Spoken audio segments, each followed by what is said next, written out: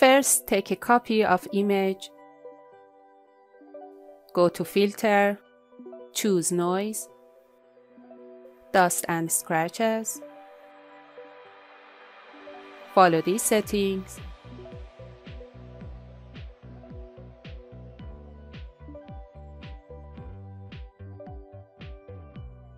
With holding Alt, click on Mask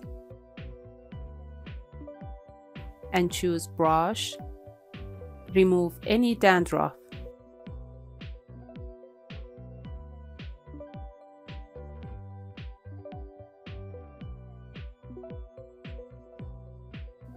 I hope you enjoyed this video.